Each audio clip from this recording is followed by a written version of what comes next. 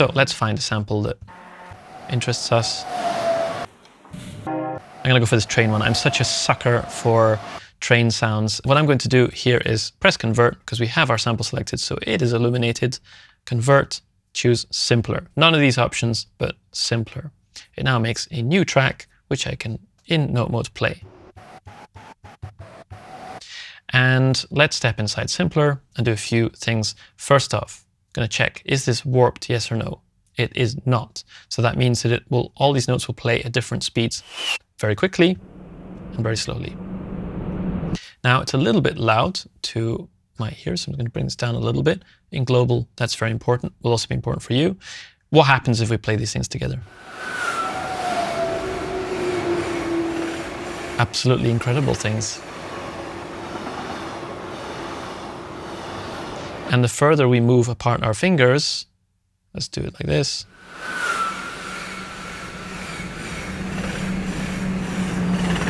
So we hear this top one very clearly, but underneath it's got something magical going on.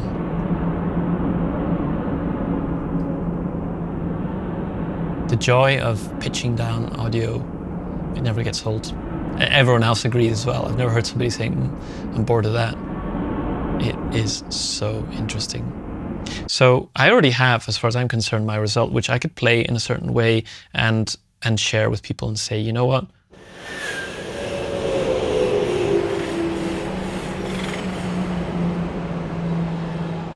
You're welcome. But a few other things we could change. So the envelope, for example, which is going to control to what extent the sound will start slowly and how long it will then last. So right now it's just stopping as soon as we let go of it. However, increase the release, it'll essentially tail off over the next 13 seconds, which could be a little bit more musical. So we could play a few notes here.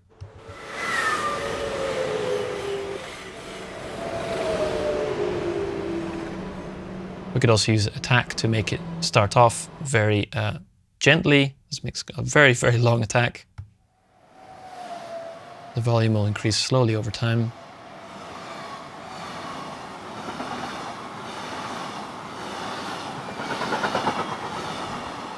Or we could make it something plucky by bringing the sustain down. We could still increase the release, however.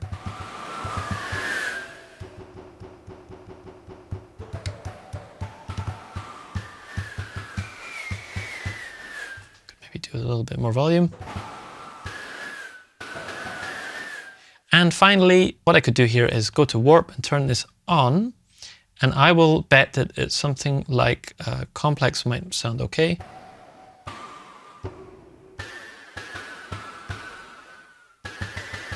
So with warp on, it's always playing through sample at the same speed and allowing us to pitch it at the same time. It's the magic of warping. And with envelopes, let's just maybe give myself slightly more generous values here.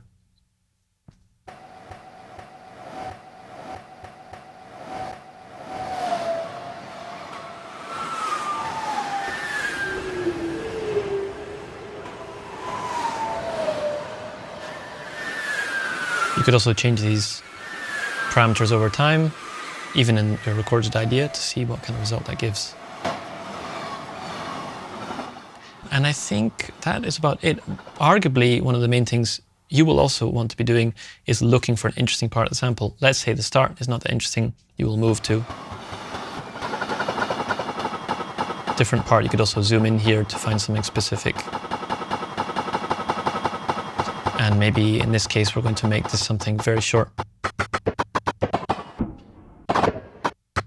Anyway, you can go to town with this, and it's going to be wild to hear what you come up with, either in the community or elsewhere. Remember, you're always welcome to share this with the wide world if you want. And I'm betting, and I'm a betting man today, that you will at least have something out of this exercise where you think, holy moly.